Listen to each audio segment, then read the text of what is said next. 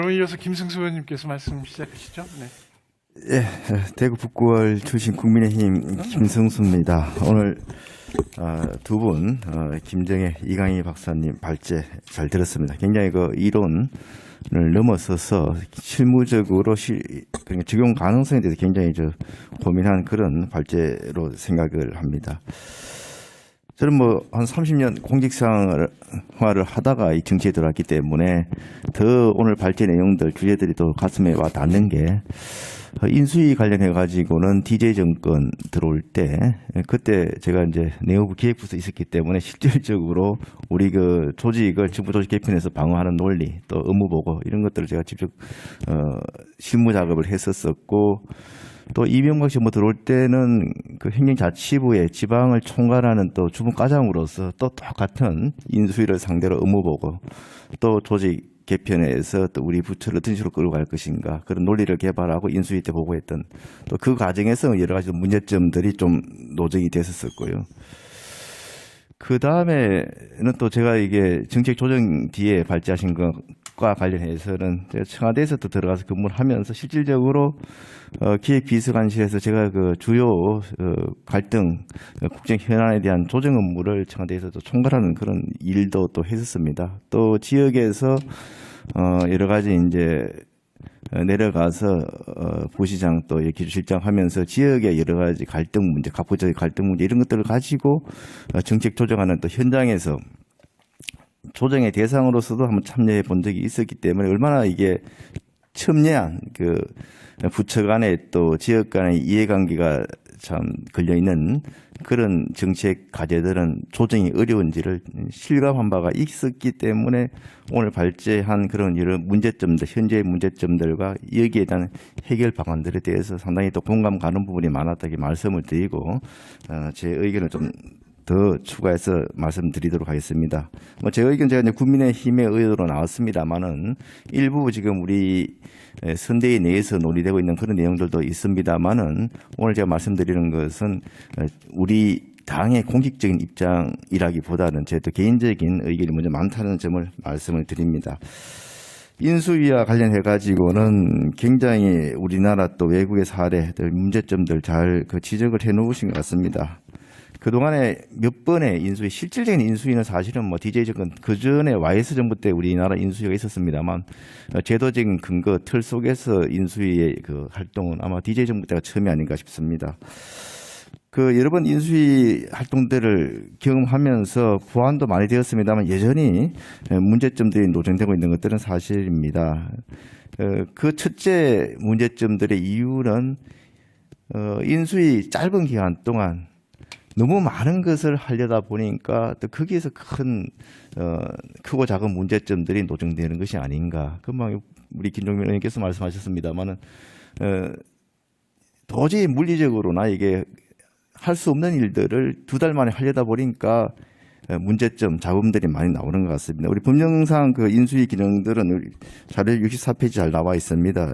정부 조직의 기능 예산, 현황 파악, 또 새 정부의 정책 기조 설정, 또 대통령 취임 행사 준비, 뭐 그리고 이제 인사, 또 조직 개편, 뭐 이런 것들이 이제 법령상에 있고 실제 인수위에서 하고 있는 일들입니다만은 크게 보면은 인수위 활동 중에 제일 관심이 집중되는 부분이 오히려 보면 정부 조직 개편에 국민들 또 공무원들의 관심이 집중되고 또 초기 내각 구성이 어떻게 되느냐. 물론 인수위하고 다른 측면에서 인사가 이루어지는 경우도 많이 있습니다만 그런데 초점을 곤두세우는 경우가 많고 국정과제도 2개월 인수위 기간 안에 공약을 국정과제해서 마무리 지어야 된다, 발표해야 된다 이런 또 강박관념 때문에 무리하게 인수위 그 운영이 진행되는 경우들이 그동안 쭉 계속돼 왔습니다. 그리고 그 과정에 새로 추가된 부분들이 이제 국민들의 광범위한 여론을 수렴한다고 해서 이제 국민의 그 여론을 제한 창구를 두고 이제 그런 것들이 이제 추가돼서 왔습니다만은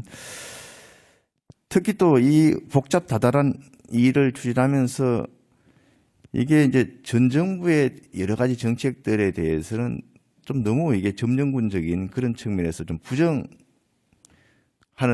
그런 쪽으로 태도를 견지해 왔다.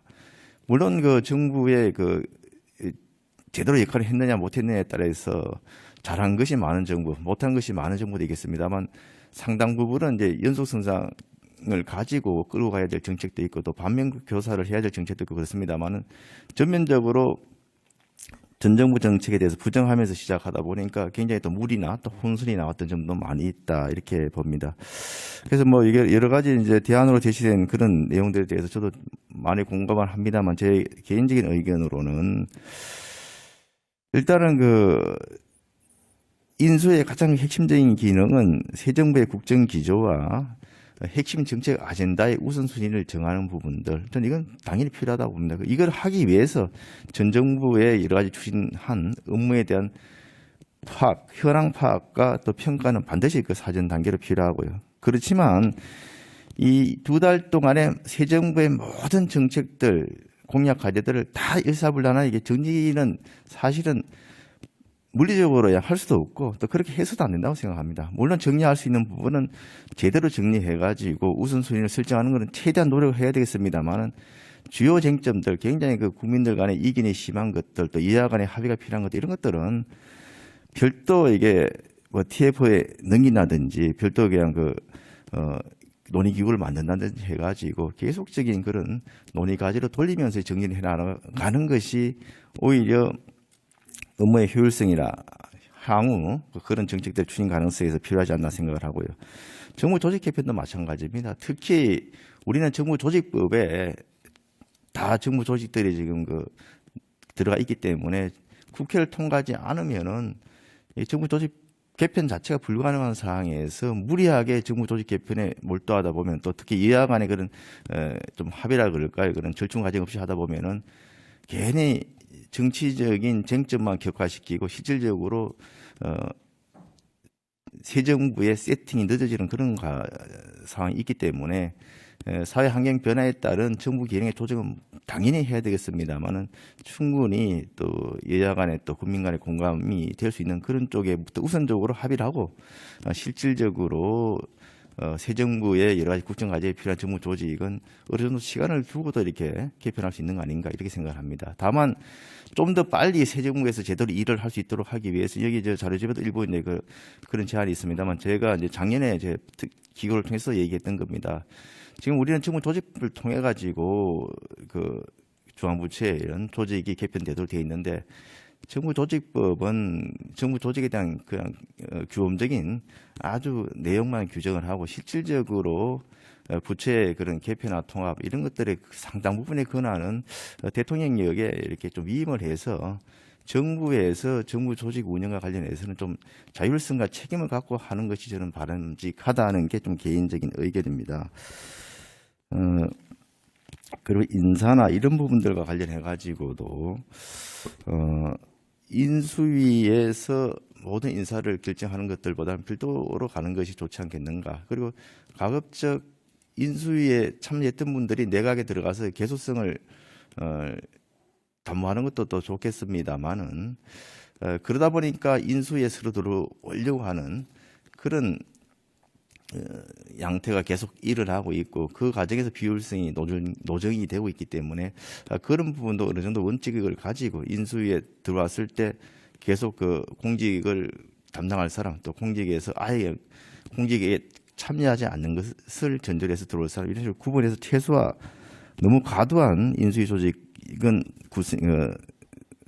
설립이 되지 않았으면 좋겠다는 마음이 있고요.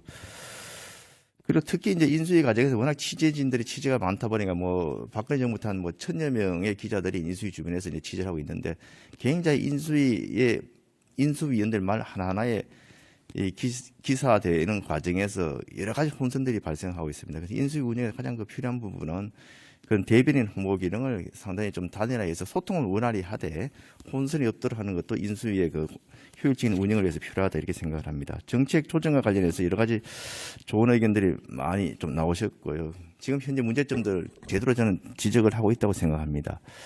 저는 첫째 이제 지금 우리 윤석열 후보도 그런 주장을 합니다만은 일단 책임 총리제 말씀을 많이 합니다. 그리고 정책 조정, 정책의 여러 가지 기능들은 총리가 책임을 지고 하는 쪽에 이제 말씀들을 하는데 저는 그 부분에서는 전적으로 동감을 합니다. 청와대 자체가 너무 그동안 기능이 비대하고 인원도 굉장히 좀 많았던 측면이 있기 때문에 청와대 기능을 상당히 내려놓고 그걸 총리한테 주는 것이 중요하다 이렇게 생각을 합니다. 다만 그러면 총리가 과연 정책을 조정할 만한 그런 레버리지 수단이 있느냐? 지금 그게 없기 때문에 총리 주재로 제대로 이게 조정이 안 돼 왔던 겁니다.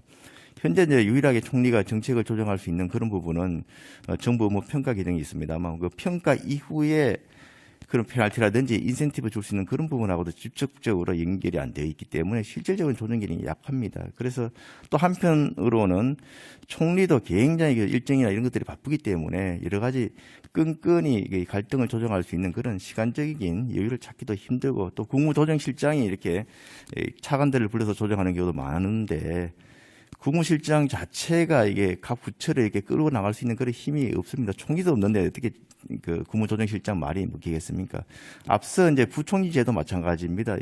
경제부총리와 예산권을 쥐고 있기 때문에 각 부처에서 어느 정도 좀 이렇게 귀를 기울일 수밖에 없습니다만 과거에 각각의 사회부총리 등에 대한 이런 제도 자체가 전혀 효과가 없었던 게 같은 장관 입장에서 그냥 부총리 하나 직감 달아줬다고 해서 그 부처 장관, 부총리 말을 들을 아무는 그게 없어요. 그렇기 때문에 이게 조정이 안 되는 거거든요. 그래서 저는 일단은 그 총리가 책임 총리제로 되기 위해서는 여기 개선 방안에도 나왔습니다만 기존에 이제 그런 평가 이외에 어떤 권한을 줄 것이냐.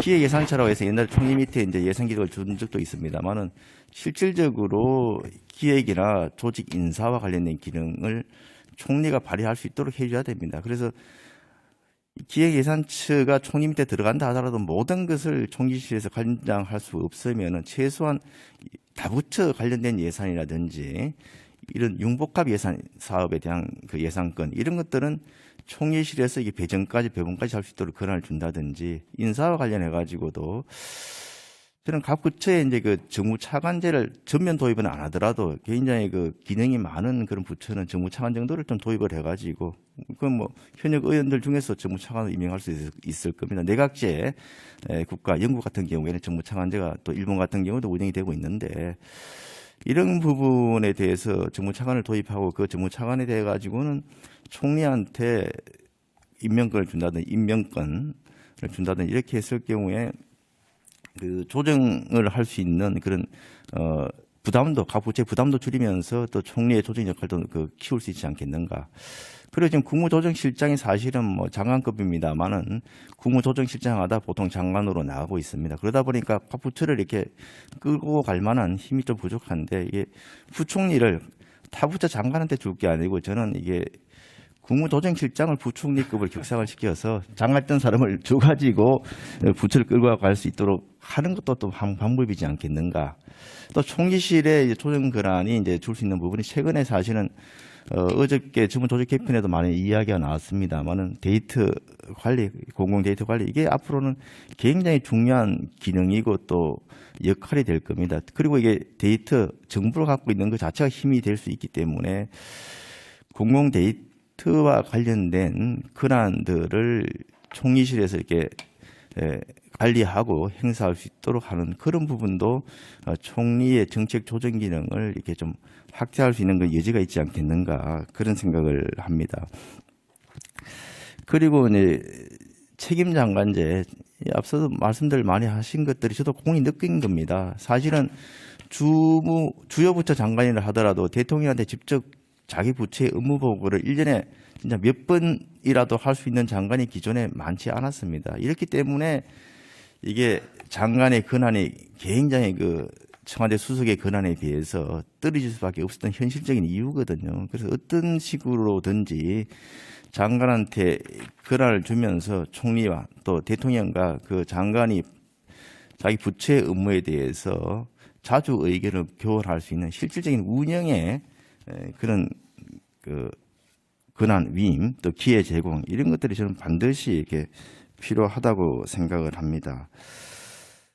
이런 큰 틀에서 제도적인 그런 조정할 부분도 있습니다만은 결국은 가장 중요한 게 저도 이렇게 근무를 하다 보니까 이 대통령의 의지와 뭐 직접적으로 연결이 되는 것 같습니다. 실질적으로 권한을 위임한다, 책임 총리를 한다고 여러 번 그동안 이야기가 뭐 처음 나온 거 아니지 않습니까? 그럼에도 불구하고 항상 청와대로 힘이 몰렸던 그런 부분들은 그렇게 실질적으로 운영하는 측면에 있어서 권한을 내놓지 않은 측면, 그리고 장관들이나 청와대 내에도 그렇습니다. 보면은 청와대 저도 근무할 때 보면은 청와대 내의 수석들조차 대통령하고 얼마나 대면 보고를 하느냐에 따라서 청와대에게 그런 누가 실세인지 아닌지가 구분이 날 정도로 그렇기 때문에 장관보다 훨씬 청와대에 있는 수석이 비서관들이 대통령하고 자주 만나기 때문에 밖에서 봤을 때는 장관보다 이 청와대 수석 비서관이 더 실세라고 생각하는 거거든요. 그래서